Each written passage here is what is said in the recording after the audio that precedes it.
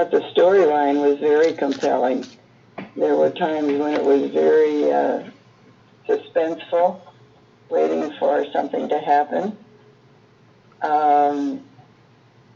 I didn't realize that it was a historical novel until I got to one of the women that she eventually stayed with. I forget her name now, Sophie something.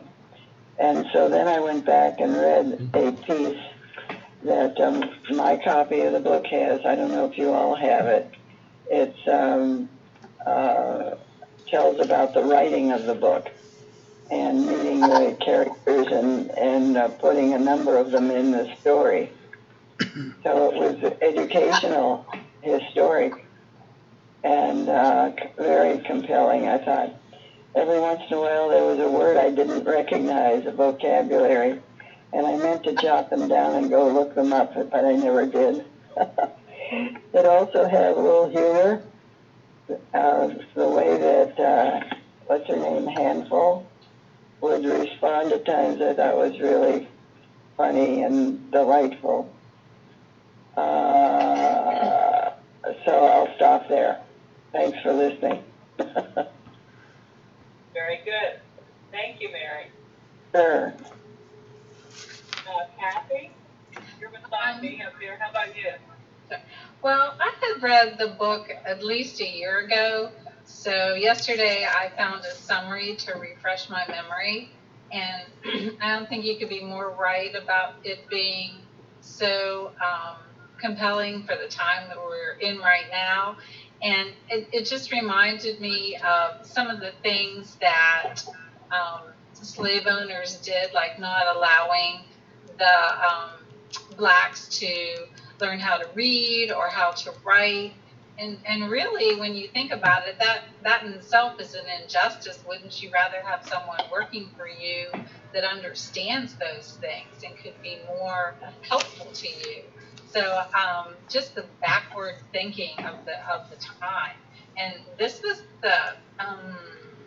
started, I guess, in the 1800s. So really, it's not that long ago, just like 200 years. And that's just really a shame that humans were treated the way that they were. But I did enjoy the book. I thought it was a great story. And like Mary said, it had, lots of humor running through it, especially with Handful. And so I did really enjoy it when I read it. Right. Okay, Sally. This was the second time I read it too. And the first time I read it, I was looking at it as the slavery issue and how horrible it was. And it did match the times of what's going on now. But this time I looked at it more from the suffragette level. The fact that they were both slaves in many ways. And I thought it was sort of ironic that at the end, she lived happily ever after, not on her own, but she had to live with her sister. She couldn't even live on her own or be on her own or anything like that. She had to be under a sister's guidance, and it had to be a sister who had a husband. So I thought, it was very interesting to look at that way. And I think it also, they say that we're dealing with systemic racism. I think that brought that out, that no matter where you were in this country, they may have been abolitionists, but there was the systemic racism. Yeah. But I liked the book. I liked it the first time, and I liked it the second time. And I like this author. I just read her latest, Belonging, and it was fantastic. It was basically about, of course, it was fiction. It was a very controversial fiction, but it was about the supposed bride of Christ.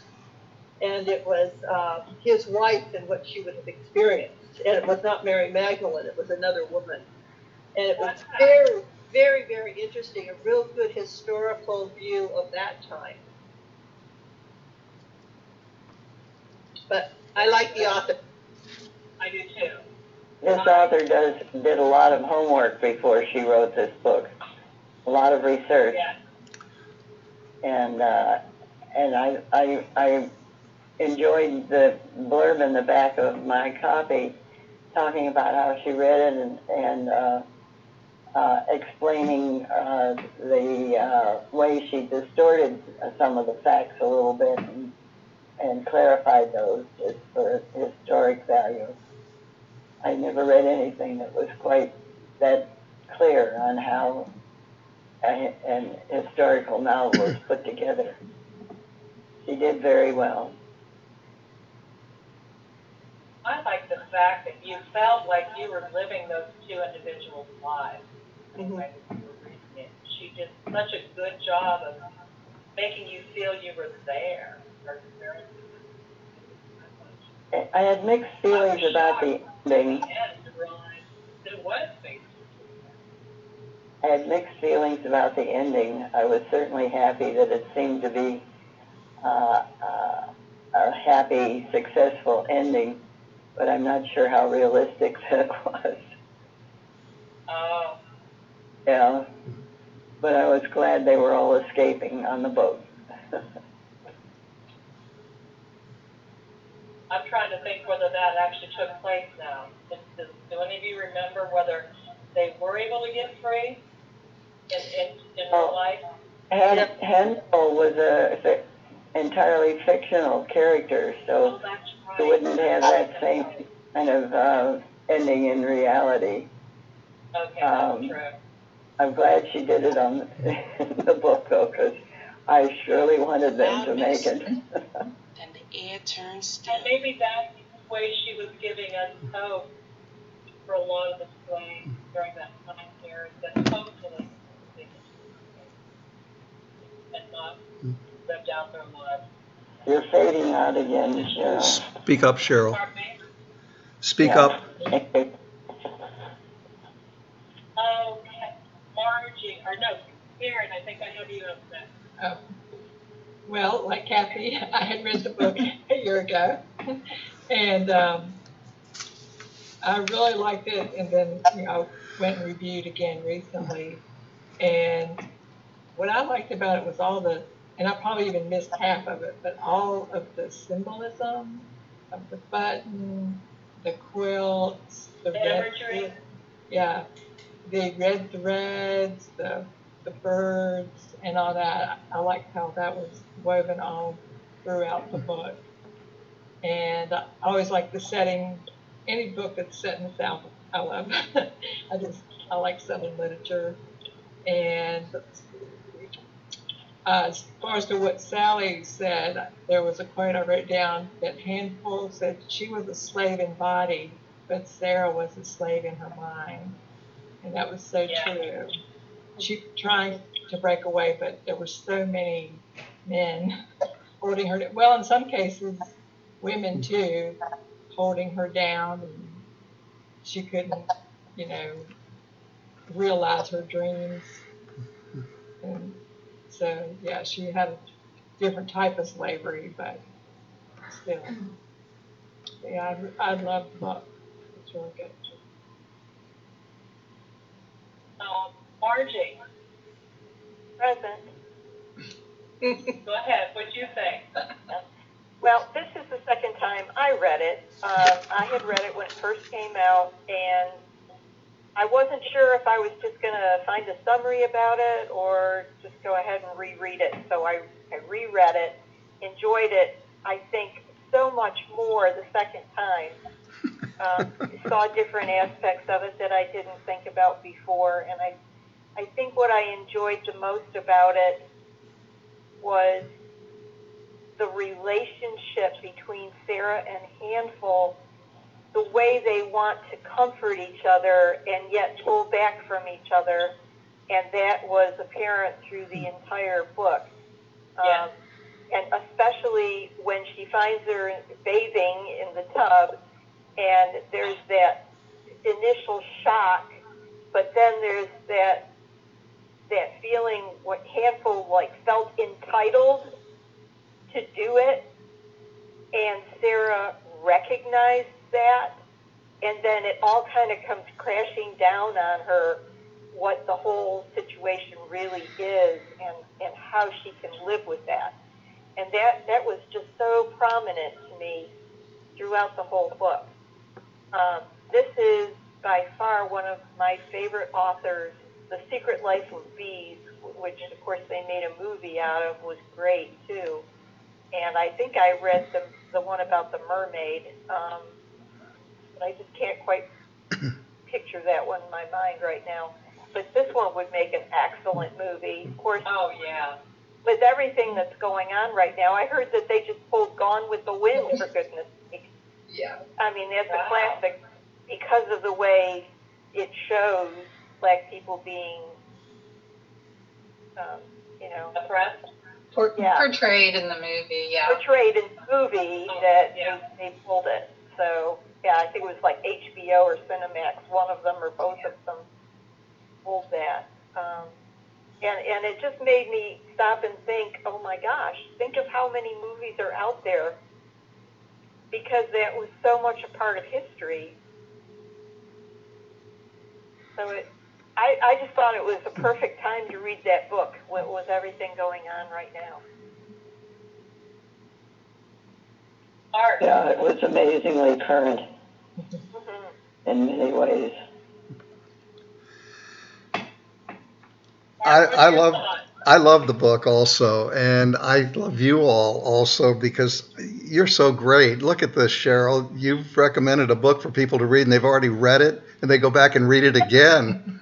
And that's a lot of respect for the book and respect for you too. And it is the first time that I had read the book, but I intend to read it again, and I'll maybe learn to look at it a little bit differently then. But I just I love the adventure that they had and that I had going through it with them.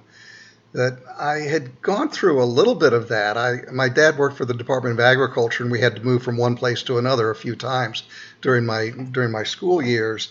And we were everywhere from Greensboro, North Carolina, with blacks riding in a different part of the bus and having different drinking fountains, and to going to visit my uncle and aunt in upstate New York, where when I went up there, I was a damn Yankee.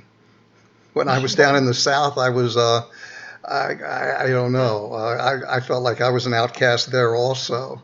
My grandparents were over in Midwest, so they had a nice rounded attitude. My parents did also, but I saw some dark sides of it. Not as dark as it was back in the 1800s. But I really enjoyed the book.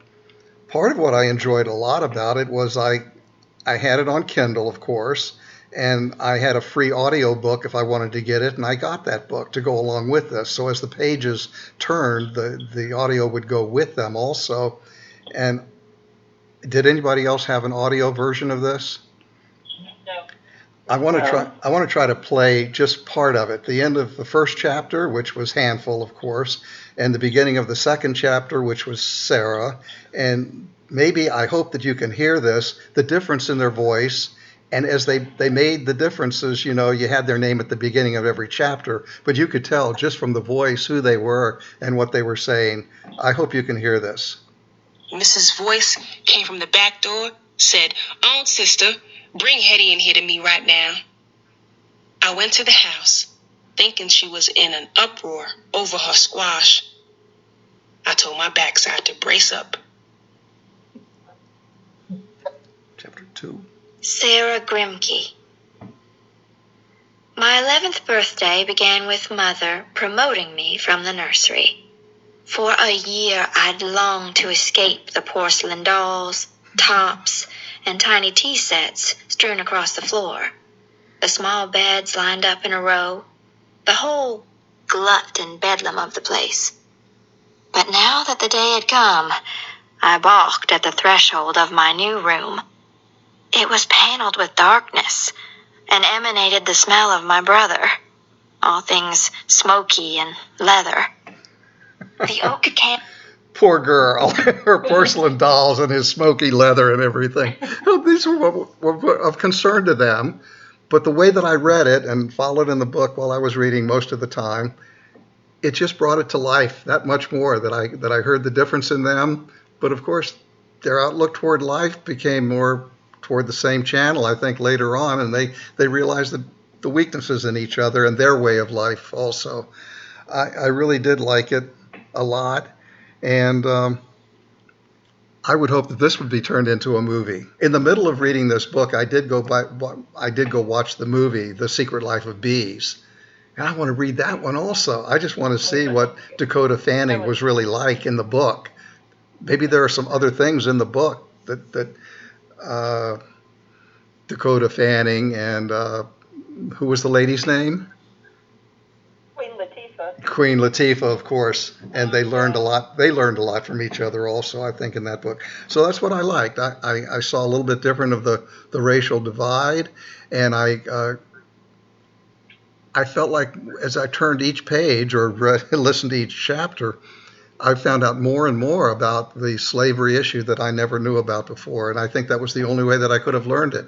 In first person, didn't bother me at all this time, and it was very, very informative and very enjoyable. I know I sent quotations last evening that Art had forwarded me, and I also sent samples. Did all of you happen to receive that? Yes. If not, Yes. okay, I thought maybe we could even discuss what some of these samples meant. And I think the one word that comes to me in reflecting about the book is powerful. It just really touched me in a way that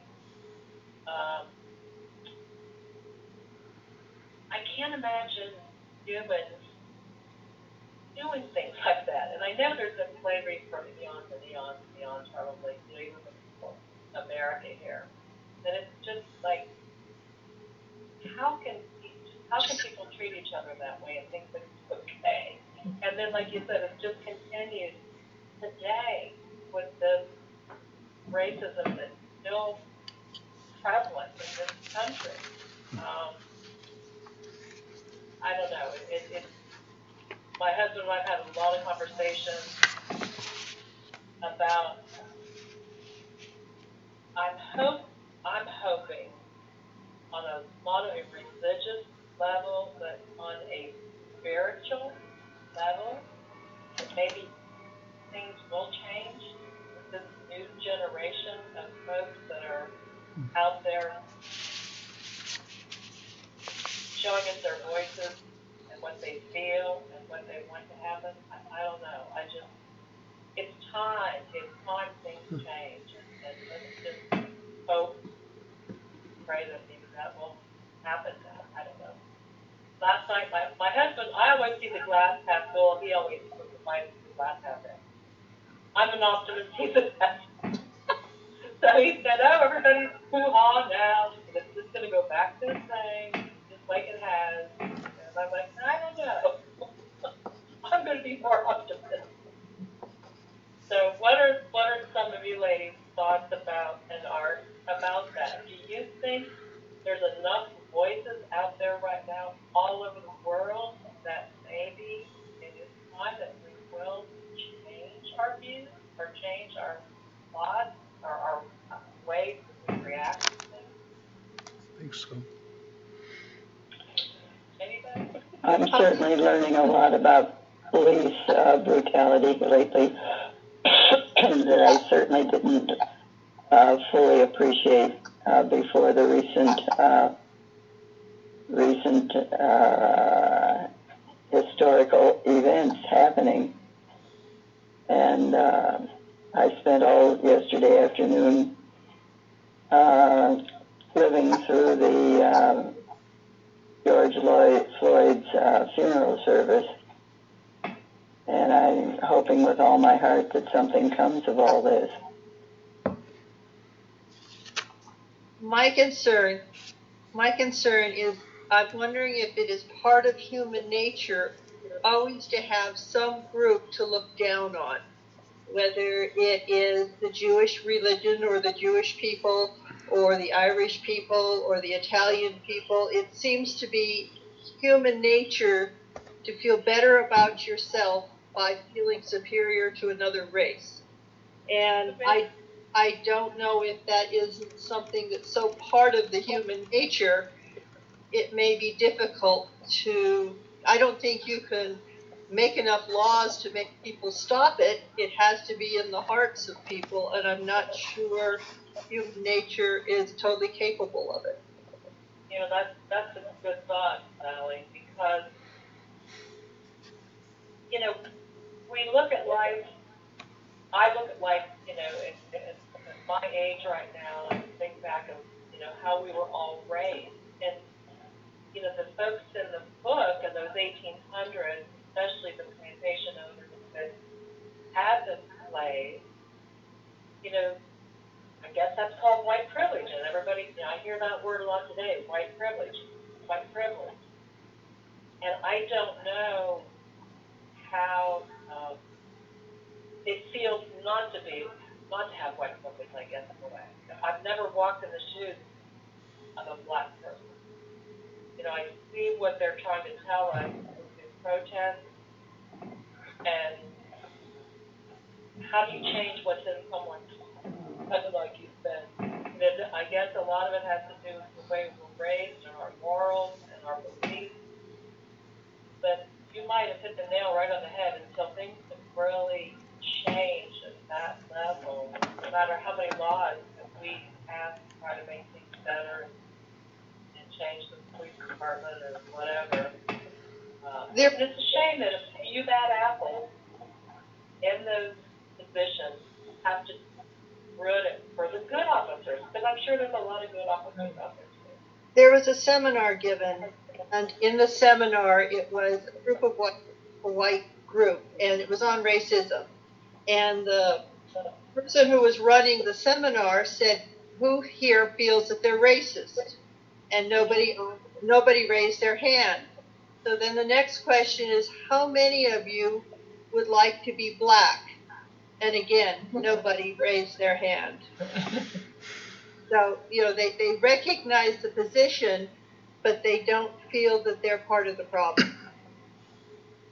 I have a close. I think that's what's different recently. I think I, for one, and I imagine others as well, getting to understand what's meant by systemic racism and to feel it more clearly in my own life. I will tell you that back in the 1960s, I was very involved in the civil rights movement. There was a big march on Washington in '63 where King gave his I Have a Dream speech. I was there down front and heard all of that and came home and determined that I was going to do what I could. And I started an organization that met in my living room with about a dozen women, and 2 weeks later with 30, and 2 months later, 200 dues-paying members. We had a series of home bombings in Cleveland Heights, where I lived, which brought out all the liberals in the area, and we had a very successful tenure in that group. We changed the school board policies. We got the city to hire a housing coordinator. We had a housing organization, real estate organization with one realtor, whom we hired to sell houses to blacks in white neighborhoods.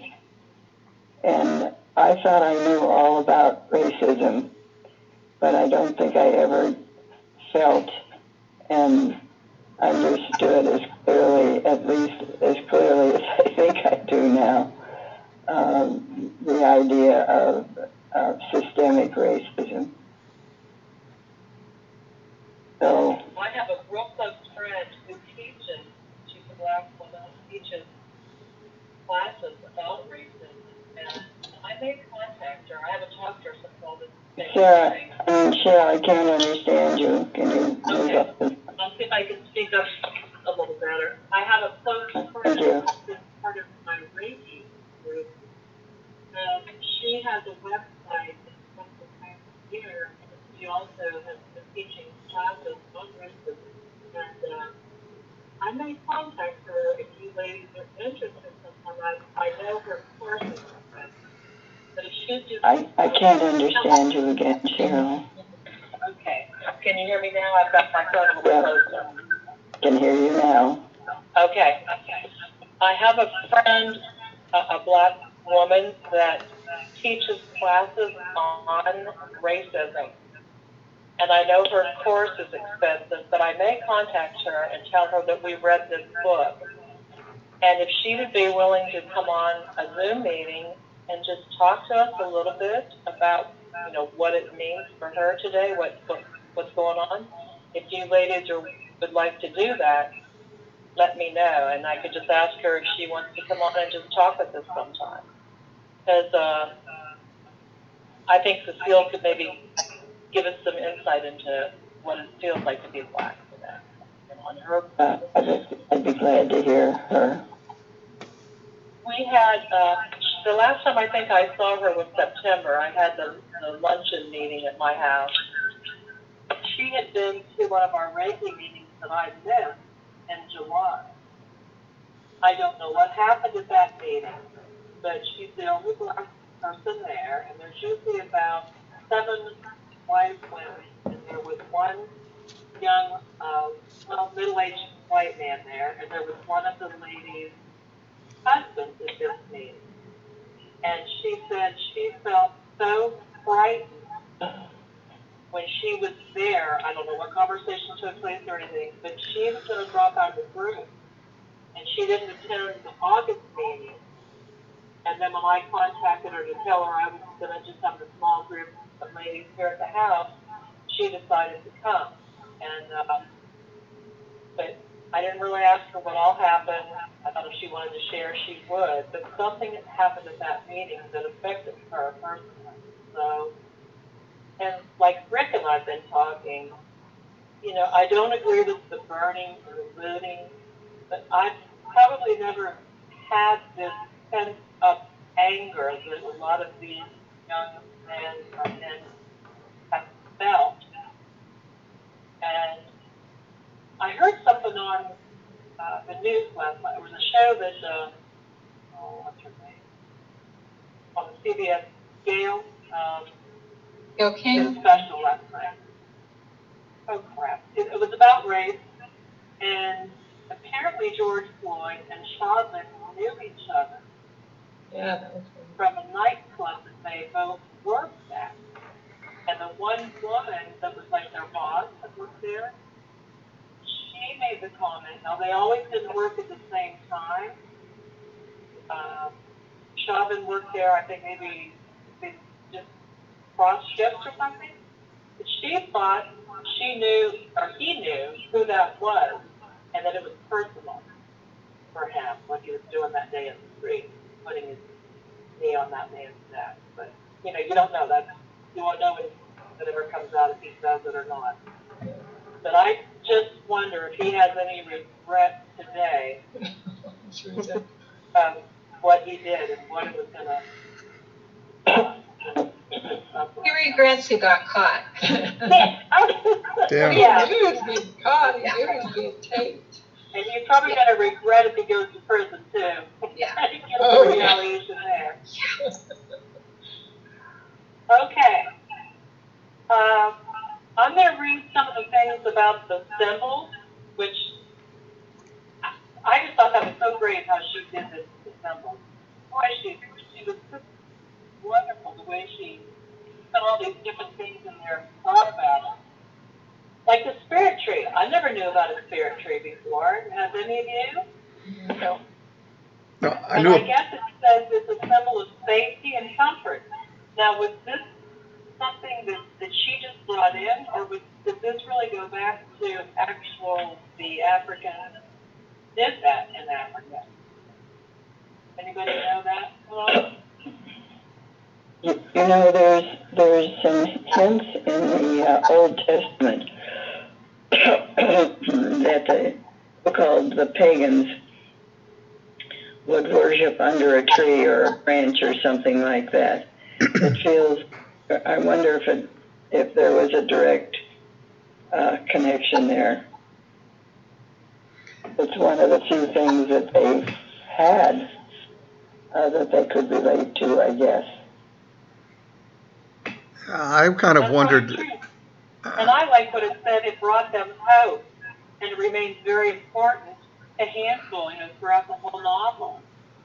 That's where her mother, well, she didn't die there, but she became very ill there, and then I think she died a few days afterwards. But that was so personal to them, and that meant so much to them. I kind of thought maybe there was a parallel between the symbols that you had there and the quilt and the quilting, and that was a very personal, symbolic kind of thing because they often used their own clothes, their own materials that they had, and they didn't weave them in, they built them in as part of the quilts that I've seen my family, and Debbie and I had some quilts that were only partially done. But a neighbor was able to pick up those and find similar patterns nowadays and complete those for us. And it means so much to us because we see some of the history of our family in those quilts. And certainly Handful did, from what her mother had, and built the triangles that represented the blackbirds and the freedom that they could manifest through the quilt and maybe through the tokens that you refer to here. My second life is quilts. That's all I do. Oh, really? I was going to ask you to. Yeah. And the quilts in the past, there's different kinds of quilts. There's quilts that are art quilts, but the history quilts have been valuable and back to forever. And the blacks especially used them because they were able, the blacks and the other group that did it were the pioneer women. They would tell their family's history in these quilts. And Wow. it was like a diary that would be carried on for generations.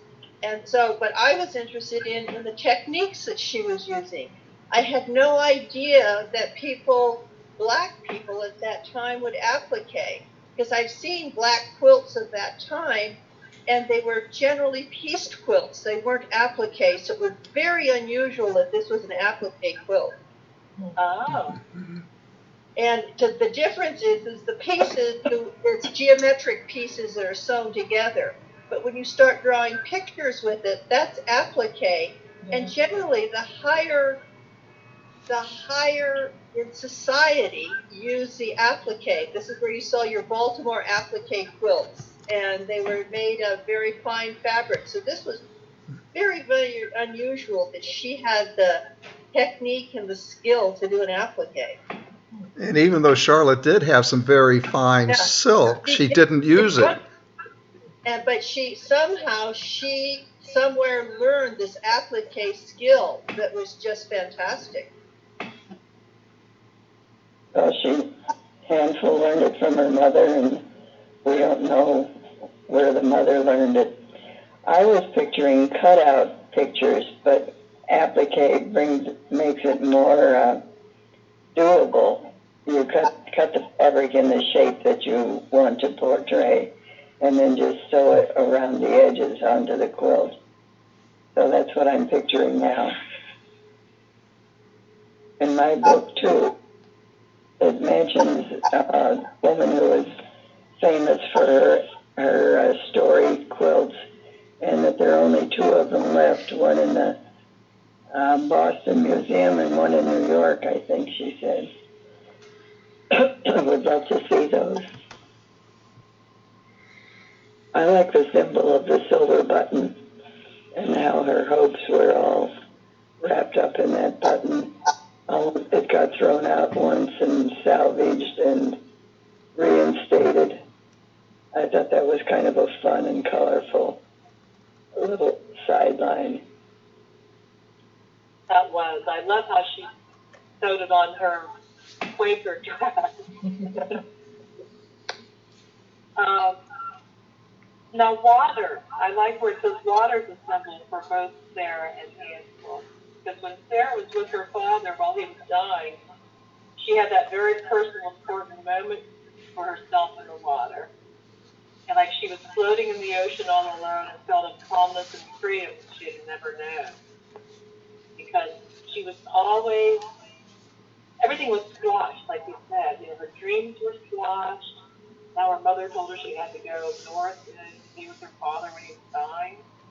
And I said, even though she had a lot on her mind, for that moment, just for that moment, everything went away. And finally felt alive for the first time in a long time. And I liked how in handful, water became a symbol of hope and escaping from her life there on the plantation.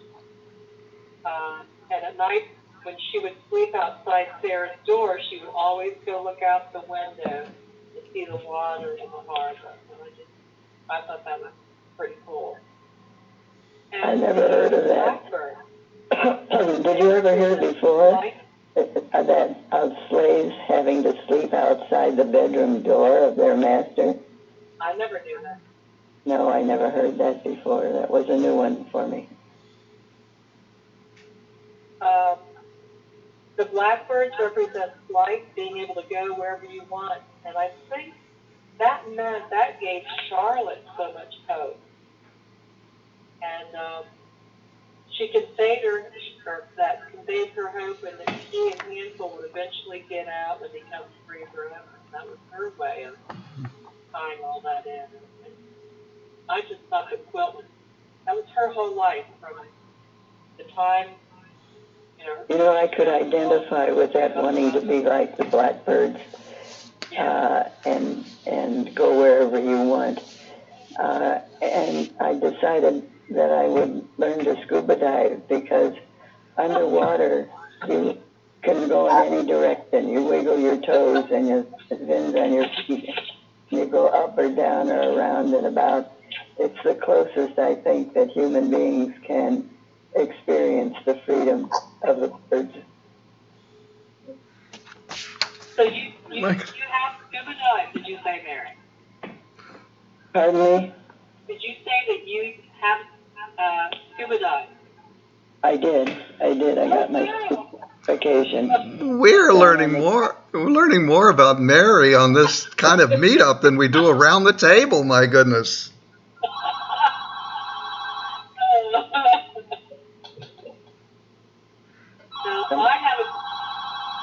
I never have scuba dived, but on vacation one time I did do snorkeling, and my husband didn't understand. He would have no problem. He could get down there, but because I have a big booty and very bouncy and a lot of air, I kept popping up. I couldn't stay in the water. All right, let's look at some questions. Art, these questions were really good that you found. It says, the invention of wings was one of the first inspirations that came to Sue Monk's head as she began the novel. Why is the title an apt one for kids' novel? And what are some of the ways that the author uses the imagery and the symbolism of birds and wings? Thinking about it? If she wouldn't have had that imagery in her, I think it would totally. There's nothing out there. Mama wouldn't have been the novel. Wake up and come visit mommy.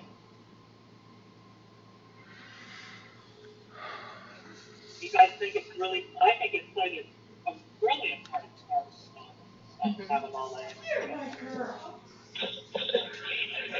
Anybody else add to that? Come on. No. We agree.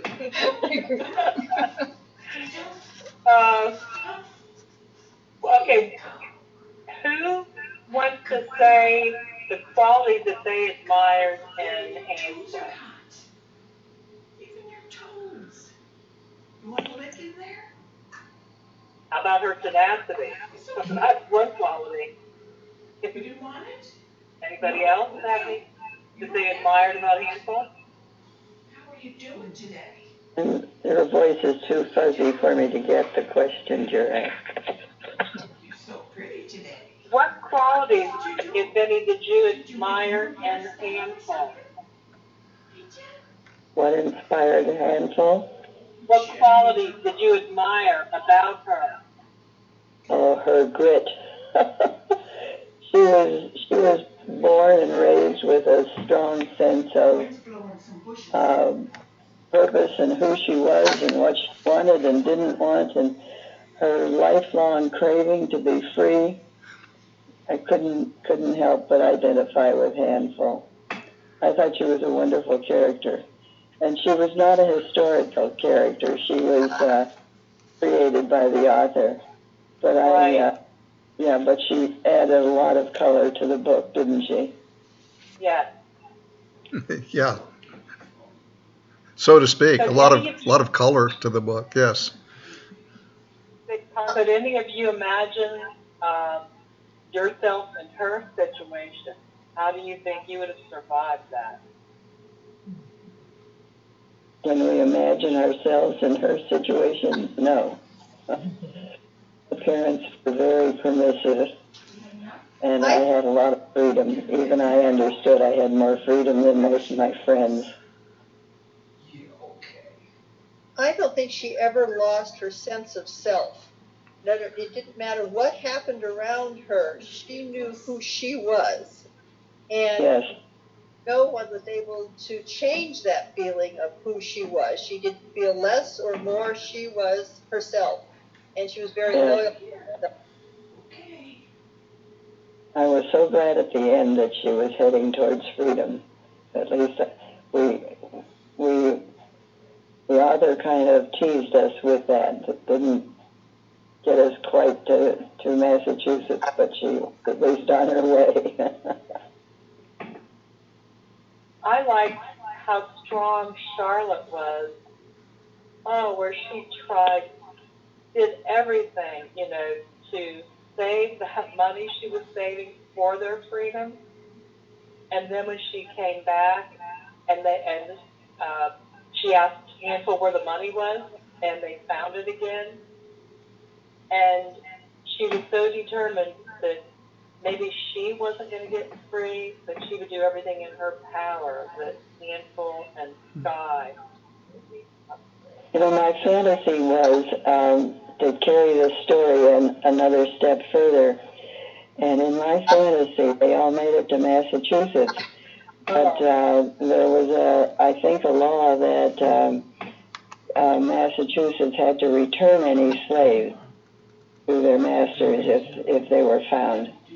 Oh. And so I had Sarah writing to her mother and sending her the money that the mother refused when she refused to sell the two slaves.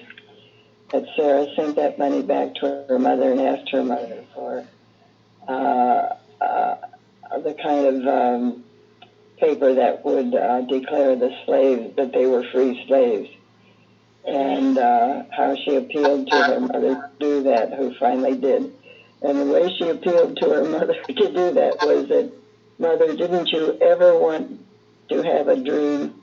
Didn't you ever have a dream and want to do something magnificent for society, for your community, for other people? And the mother fell for that and sent her the papers. You like that? That's my final chapter. I like that. Oh.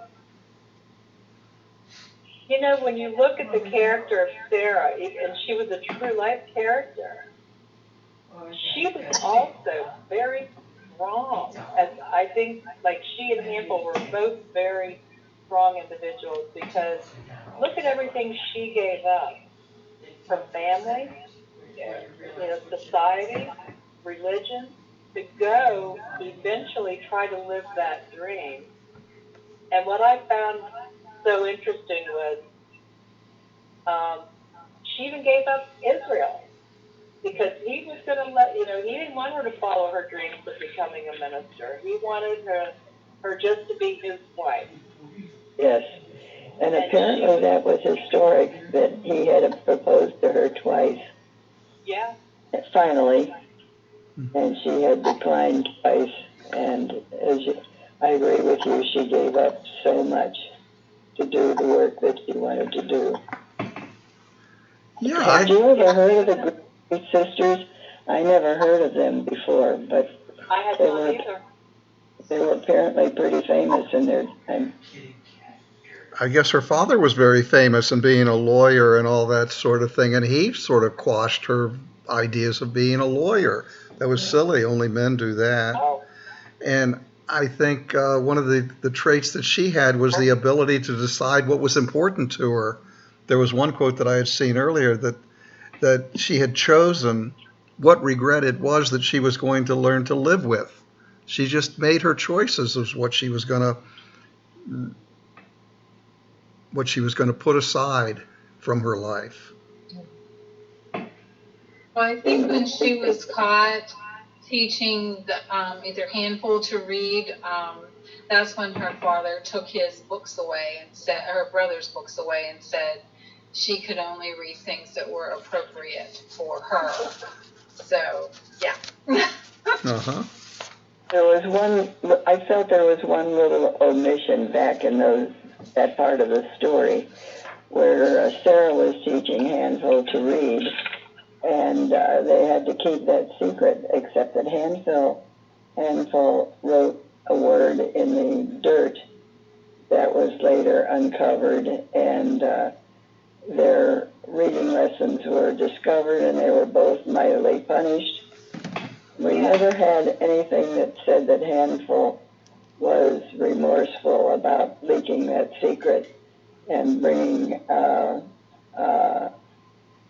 hardships on both her and Sarah. Did you notice that or think about that? Handful gave them away, and then her lessons had to stop.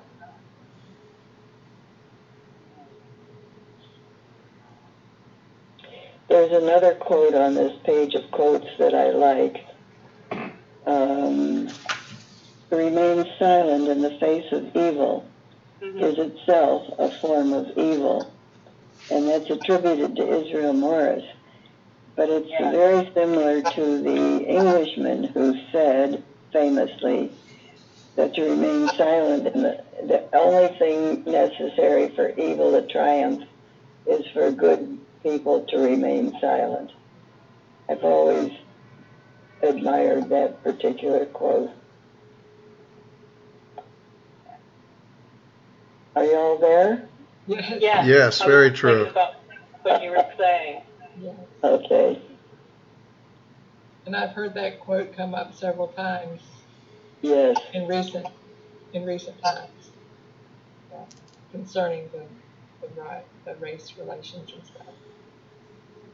And you know, one thing that comes to mind, Sarah always felt so bad that she wasn't able to help Hansel get free. The only way that, she thought she was able to do that was to teach her how to read. But then in the end, when she came back after all those years, and she was ostracized and really wasn't going to be allowed to come back, she did help her get free. And I think that she did fulfill that wish that Charlotte asked her to do. And I thought that was pretty neat, the way they tied it all in, at the end. She had promised, able to help her. She had promised Handful's mother that she would help Handful get free. And then the only way she could free her was teaching her to read. Yeah. So that's a pretty big freedom, actually. I did think that sometimes the author had Handful speaking in more elegant English than I thought she would actually have learned. Yeah, that. How many of you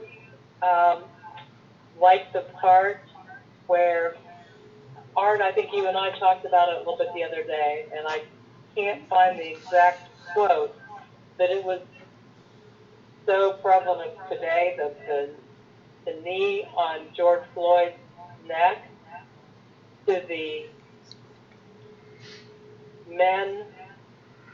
How do they say that? Oh, about Sarah said, "Get your foot off my neck or our neck or something." I'm trying to find where it said that. Yeah. You know what I'm referring to? Yeah, I do. You sent it to me in an email when I made mention of it.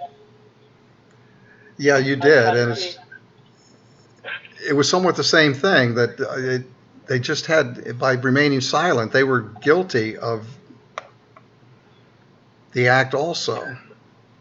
when you remain silent, you condone the status quo. Yes.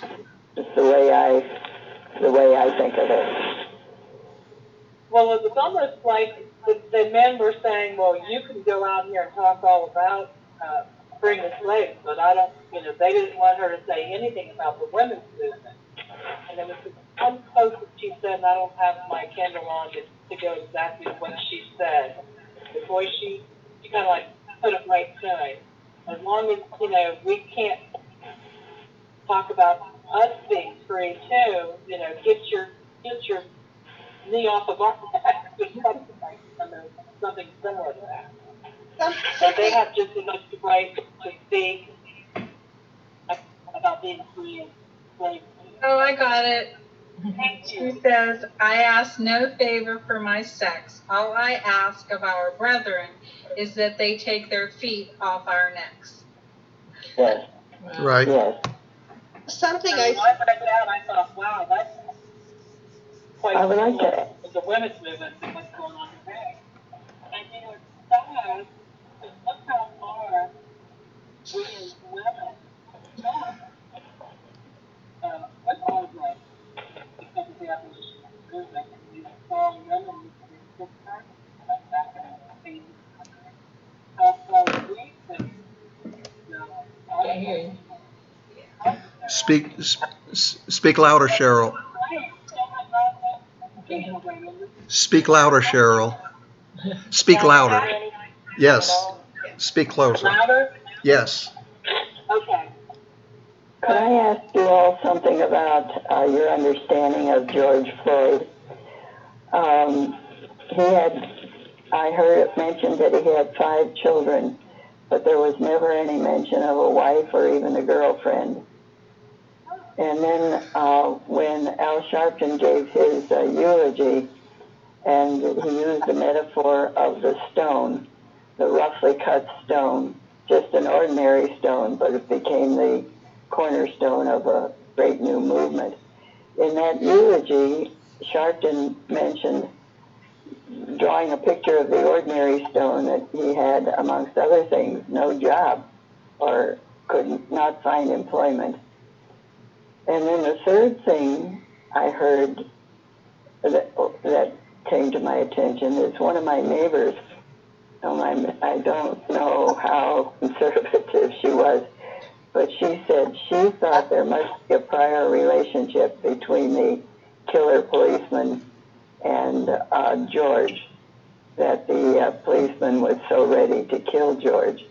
And I have somewhere in the back of my memory, before George became so prominent in current news, that he had been maybe a bouncer in a nightclub, and this is just may just be my fancy, that he may have bounced the policeman out, and the policeman, of course, would not have stood for that and was ready for revenge. Do any of those things sound familiar to you? I mentioned that earlier, Mary. Gail King had a show on last night about the whole situation. And the owner of this nightclub, they both had worked there. Now, they didn't always work there at the same time. Kevin worked there after his shift sometimes, and George had also worked there. So their paths had crossed.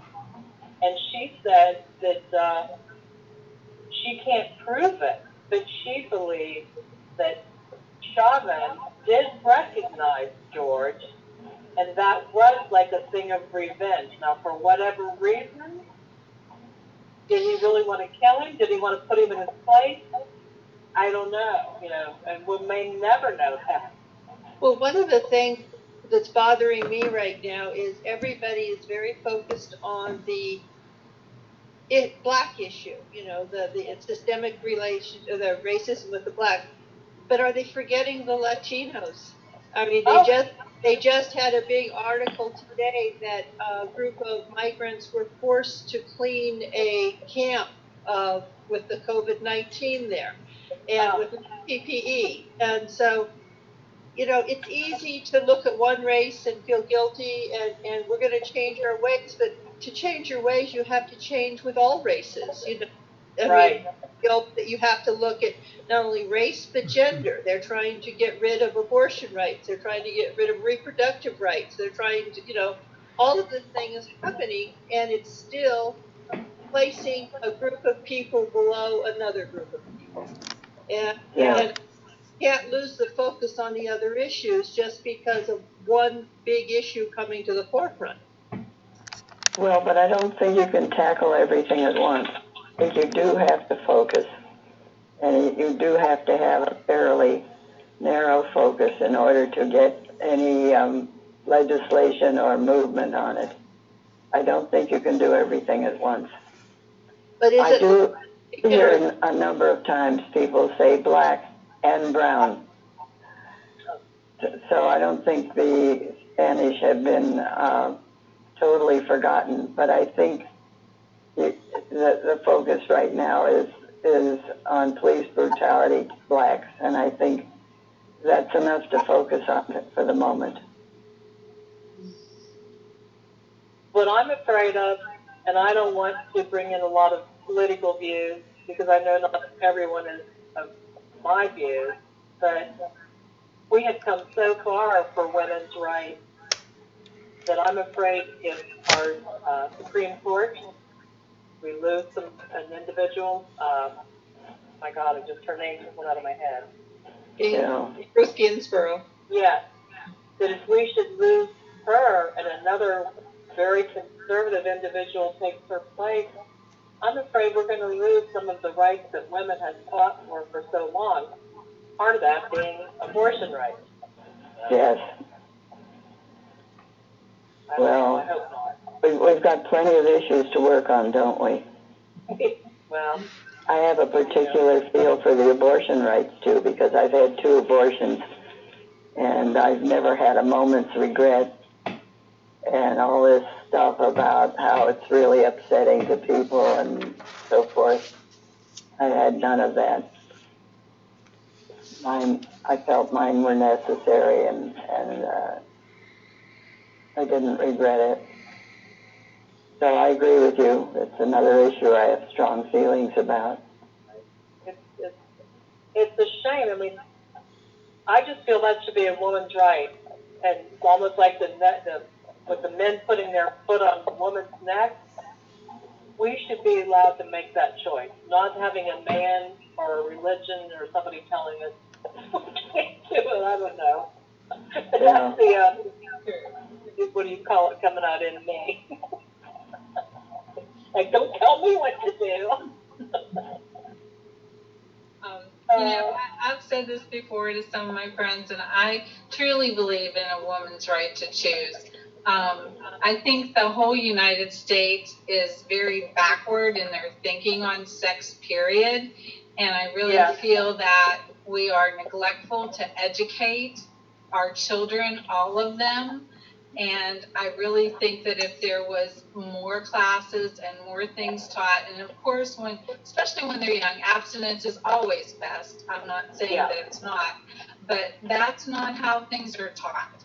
And nobody should be allowed to opt out. Sorry. But I think education is truly a key. And I honestly feel that you would, if you gave support to these young women, that you would see less abortion. But not going to happen for a long time. It seems like we can only take one issue at a time. Women got the vote, blacks got the vote, and then some freedom get abortions. It seems like we can only do one issue at a time. It's too bad we can't generalize from those experiences that it's okay to be different, that people have a right to identify who they are. Yeah. And then we won't have to keep having one issue after another. Oh, well. A couple more questions. One I thought was good. It says the book takes us back to the roots of racism in America. And I kind of agree what Sally said. It's not only just,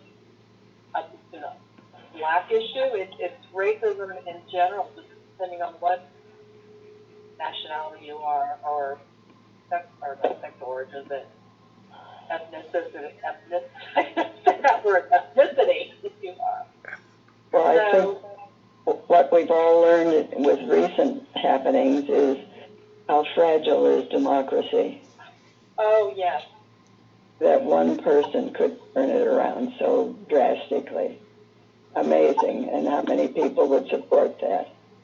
Yeah. So, democracy is something we really have to work hard to keep.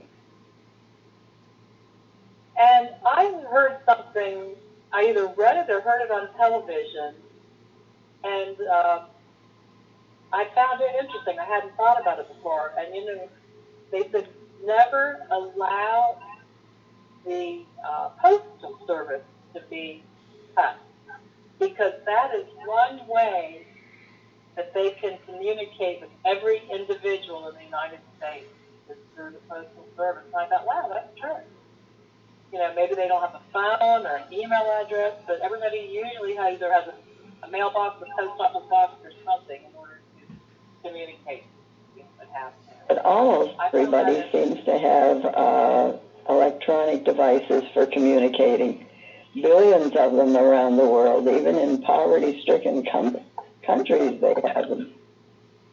It's what's made so much movement, political unrest available, I guess. Ladies, I'm fading out, and where I'm sitting, I'm getting cold. Okay.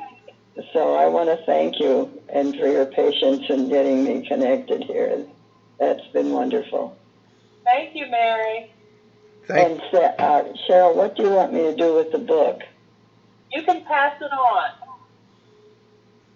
You don't want it back? No, that's fine. You can go ahead and pass it on if you want. Oh, okay. I will do that. Thank you. Thank you. You're welcome. I really, truly enjoyed it. Good. I'm glad you could join us. Do you have a book selected for next month? Is it called The Lost Rose? Let me look. I don't have my, let me see if I have my list right here. Yes. It's called Lost Roses, and it's about World War II. Your voice has gotten fuzzy again. I'm not hearing that. I'll talk to you on the phone later, dear. Sounds good. Okay. Thank you, everybody. Wonderful to be with you. Thank you, Mary. Bye-bye. Bye-bye now.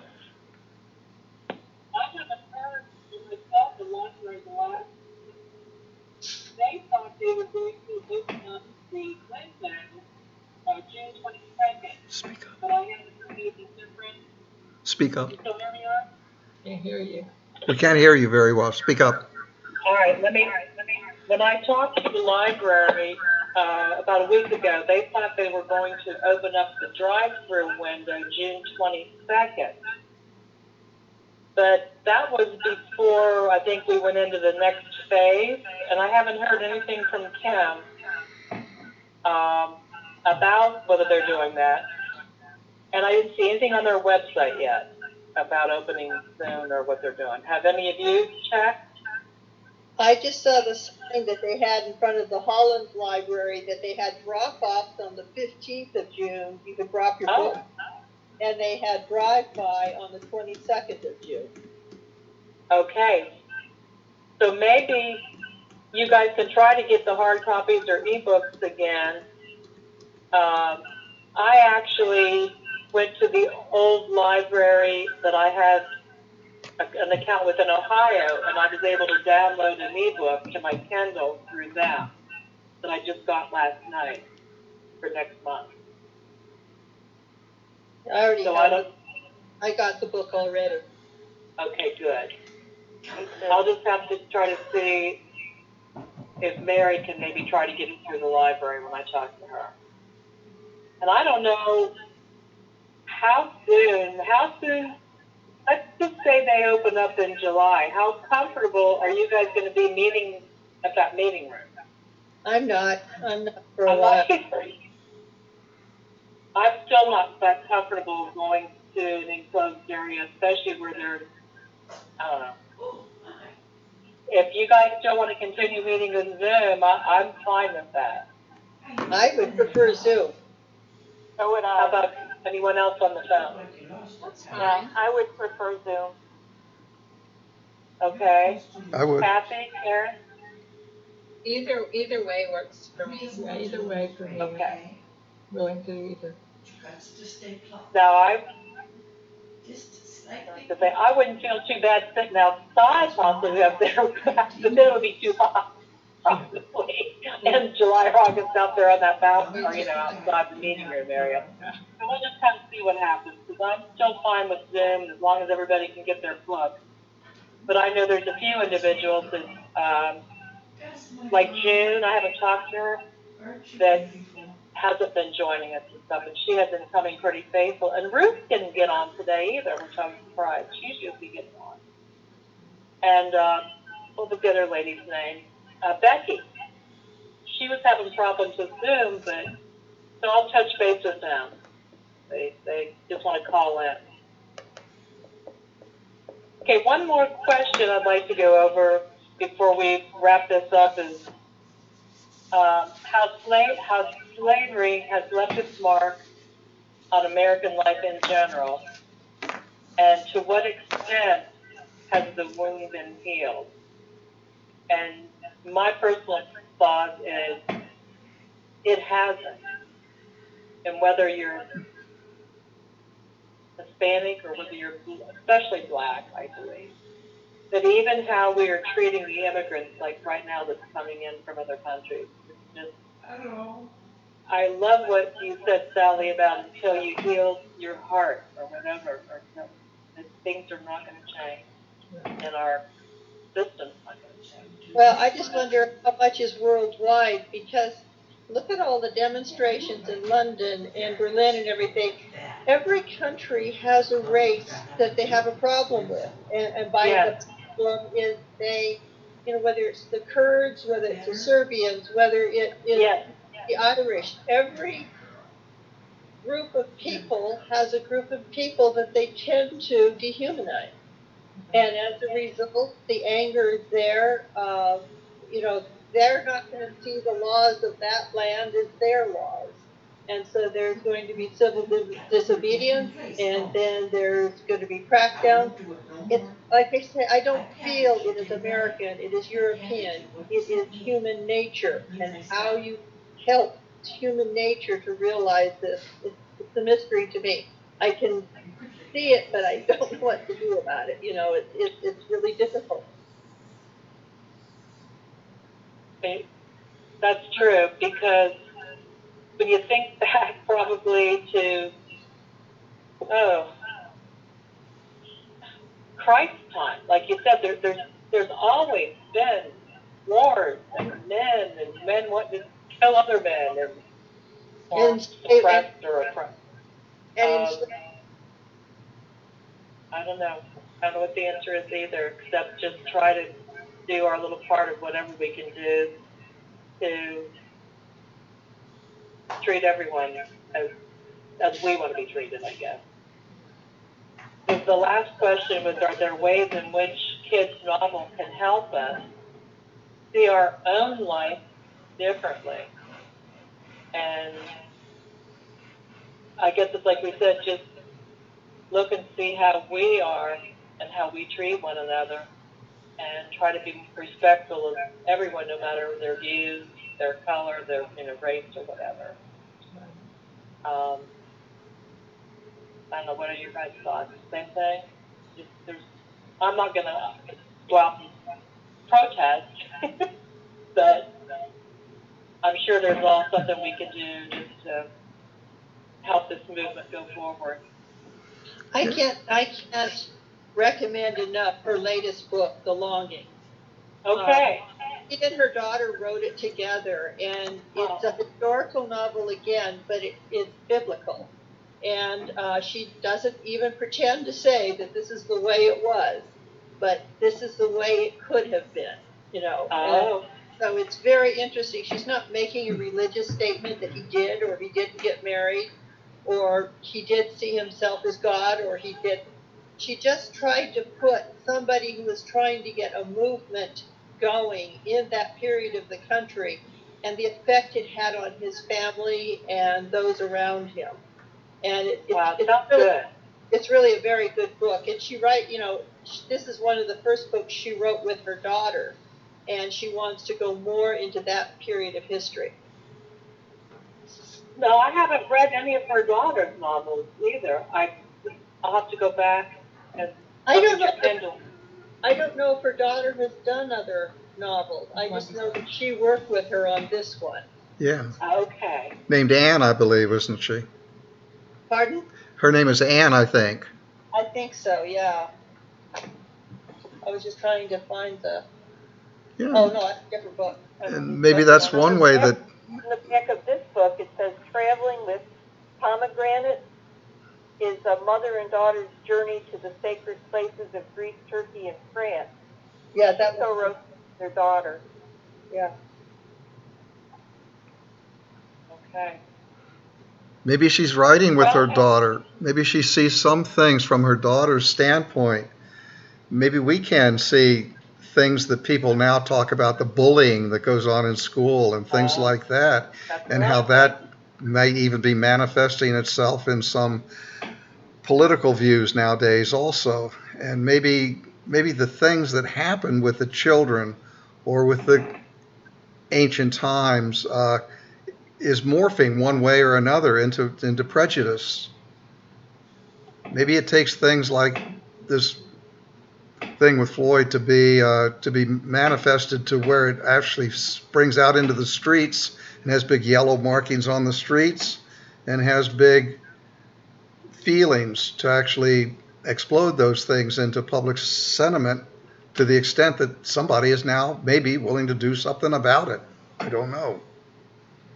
Well, Art, that's a good thing that you said because, a lot of the school shootings, those individuals that committed those atrocities and killed those, a lot of those individuals, I believe, had been bullied or ostracized or something.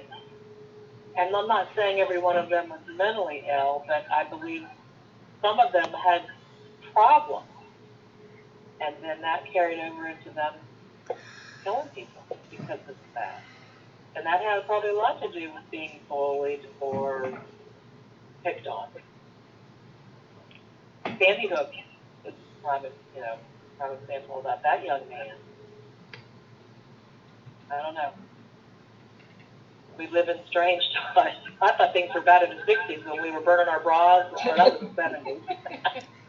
We were burning our bras, and I remember one day time in high school when we were protesting the war outside, and the principal came out and said, everybody get back to class or you're going to get expelled. And actually, if it wouldn't have been me quitting college and marrying my husband at 19, I would have probably been at Kent State shooting because I was going to Kent State at that time.